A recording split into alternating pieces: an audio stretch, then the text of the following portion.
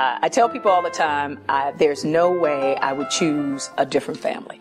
There are moments where I think I want a different family, but I think all of us go through that.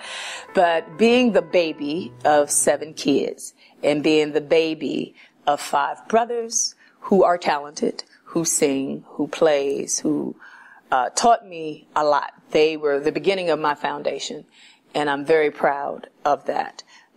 We covered everything in our house. It was very, very musical. I had a brother that was a drummer. I have a brother that plays guitar, piano, saxophone. I have a brother that's strictly into rock, so I learned all my rock songs from him. I have another brother that's into jazz, and I have 2 other brothers that's into R&B and soul, from anywhere from the Stylistics to the Shy Lights to Bloodstone. My parents was into Mahalia Jackson. My daddy was an Al Green fanatic. You can't get no better than that. And then there's my mom, who was into Sam Cooke. Don't know much about history. So I grew up with all styles of music, and that was because I was in a big family, a big loving family. They are still my support system. I can't do anything without them and don't want to.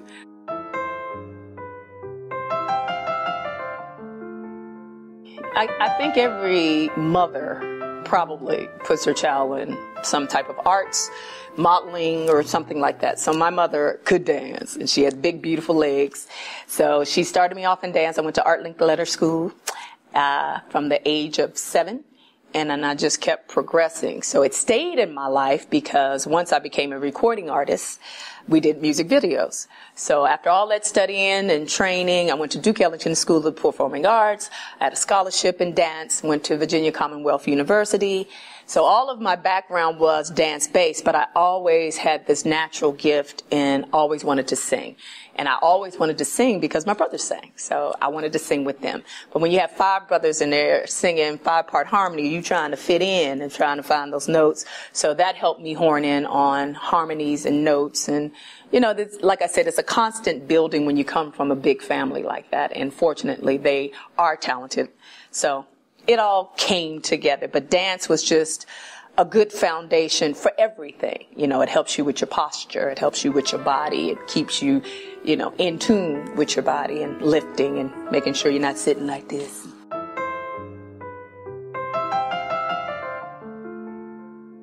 Music industry. When I first started out, it was exciting. When I started learning the business, I hated it. It's very who you know and not your talent. It's not about your talent. And I didn't like that. From anywhere from the producers that you want to work with or the producers that you're stuck with. I just had a lot of turmoil. And it being in California didn't help because that's the city of plastic. And I'm an East Coast girl, and I'm very proud of that. And usually on the East Coast, people say what they mean and mean what they say. So at least you know who you're dealing with and where they're coming from. And in LA, it was more about who do you know and what do you do and where are you going. And, you know, it's very, you don't know who your friends are.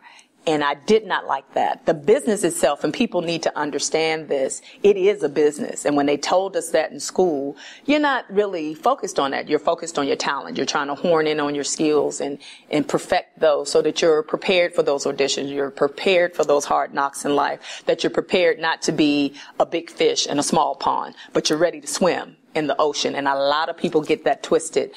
You have to put yourself up against greatness to become great.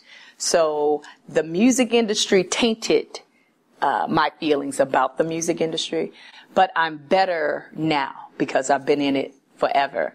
So I'm better prepared. Still don't like it. I still feel that there's pencil pushers and suits out there making decisions, and they really don't have a clue to what the talent is. Every now and then they luck up. It can't just be a pretty face. It can't just be a great body. It has to have some substance and skills underneath there. So I was bitter, but I got over it, you know, and I love what I do. I really, really love what I do.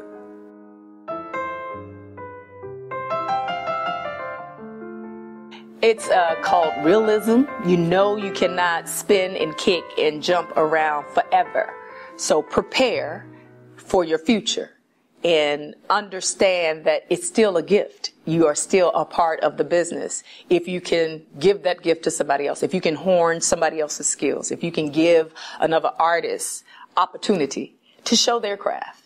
You know, we can be at the top of our game, and we never know when we're at the top of our game. But just know that eventually your top is somebody else is coming up right behind you and on your heels. And I truly understand that. And I've never had a problem with my ego getting away from me and then I'm messed up somewhere. It is a business. Like I said, it's a business. It's a hard business.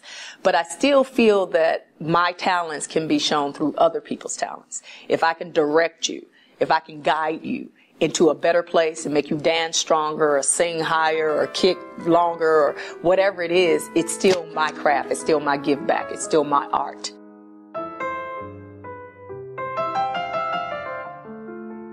But what do you do in that downtime, you know, to keep yourself focused, to not go into that dark place? Because I've been in that dark place and it's no fun. So what do you do other than eat, cook, get fat, and then you got to start all over again when that call comes in? So you have to be prepared, and you have to look and think outside of the box, and also not be so selfish. It is a selfish, you know, art.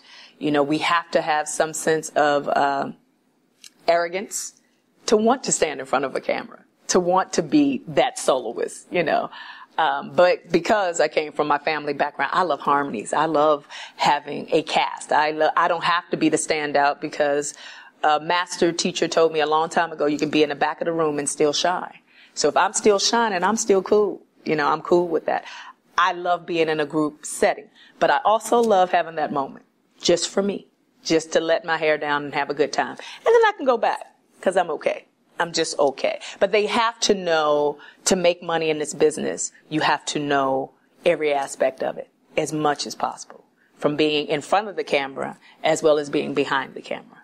What do you see? Do you have a vision? You know, and my visions are becoming clearer as I get older, which is a blessing.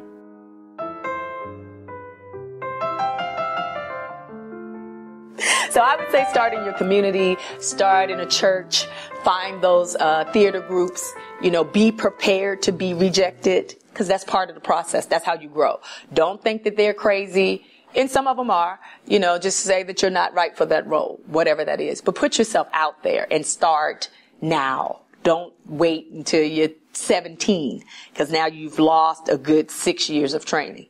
You know, the earlier you start, the better you'll know yourself. That, am I strong enough in my spirit to do this? Because this is a hard job. It's a hard job. You really have to have a passion for being an entertainer and be well-rounded. Don't just be a dancer. Don't just be a singer.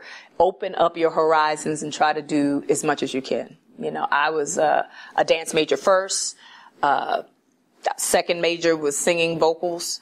Then acting came along. I never was a strong actress. I never liked the process of acting, those classes and those scenes. And I'm not a dramatic girl. I'm just fun. So when it came down to horning in on that, that came later. But I knew that I needed it. If I wanted to become this triple threat, I knew that I needed it. So now I have the singing and the dancing and the acting, and now I'm writing, and that's where the money is. So we're back to the money. It always leads back to the money. Because it's a business, because that's what it's always going to lead to. People always say music business, show business. There's a reason that business is there. And if you don't know this business, baby, it'll kill you. You'll look at those unsung heroes and why they didn't make money back in Motown and why they couldn't keep up with their books, and, you know, fanfare and Cadillacs and fur coats were more important. The look is important. You want to look like money. You want to always be prepared. You always want to be on top of your game. But most and foremost, start at the beginning and horn in on your talent, on your skills, and train. Please don't come out raggedy. I get so tired of raggedy people. Just because they can sing, they think that that's it. No, you can't close your eyes. You're going to fall off the stage while you're singing. You can't hold a flat note. You got to know it's flat. That's just not registering properly. You know, so training is important. So get into some classes, you know, get some skills, you know, learn your sheet music. Don't cheat like I did. I sight read forever, and I still do, and it still works. But, you know, the more experience, the more knowledge that you have, the better prepared you will be.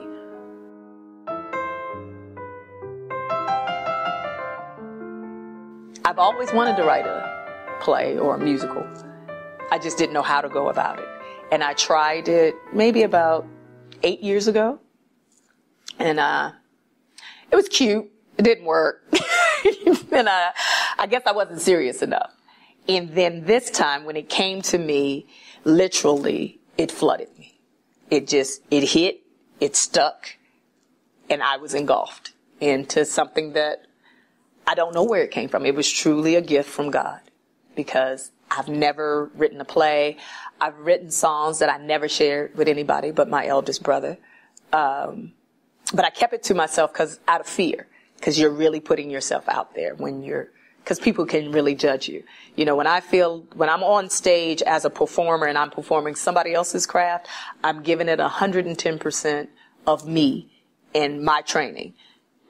Make that story, tell that story. A song is a story, you know, so tell that story. So I'm trying to tell you my story of that song and how it affected me and how I see it, and tell a story. And that's easy to do because that's somebody else's writing.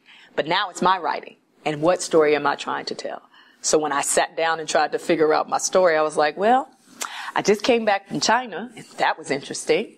And I met an older man, because he ain't crippled. He was very much in shape. He was about 65. And chocolate and African, and every singer that had come through that club, he dated. So that was his MO. And it was pretty entertaining to me, because my mind is crazy. I'm thinking, oh, so you a player at 65, and you just figure we ain't got nothing to do as the singers here out of town and out of the country and don't know where to go and who to see. You gonna be that man. I'm not that girl. I'm gonna go home. But you're entertaining to me, because for him it became a challenge. And for me it became a game, because I had nothing else to do. So the story pretty much fell into place once I thought about that. I was like, okay, I was stuck in China for 4 months, and he was very truthful. You know, I date these women that come here. I show them a good time. I'm a good guy. I'm not promising anybody anything. So what's the harm? I said, you're absolutely right. But I have a man who takes very good care of me, and I don't need that. I don't need that kind of entertainment. I'm happy that you come in. I'm happy that you spend a lot of money in this club, because then the club will try to pimp you out too, because they want to keep that business. They want to, especially that kind of man. It's like a high roller here in Las Vegas. He was the high roller of China. And he come in with his entourage, and they drink and they eat all night long, and they're running up that tab $2,000-$3,000 a night. So if I'm dating him, then they can make their money. You can't pimp me like that. I'm my pimp now. I'm my pimp.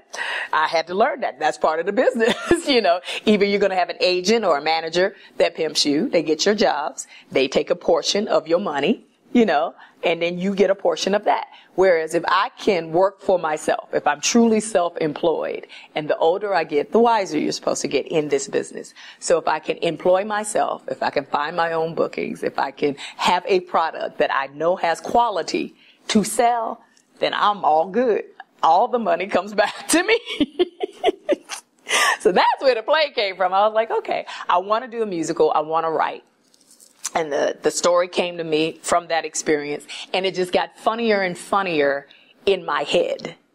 So then I was like, okay, well, usually it's different age groups that would come in to do the singing. So the play came along from that experience, and then I wanted to have a diverse cast, because when a woman loves, we love very differently, and somehow the same, because we love deep. We love hard, we love strong, and every woman feels that, you know. So that's the similarity. But I wanted a country girl because I thought that would be funny.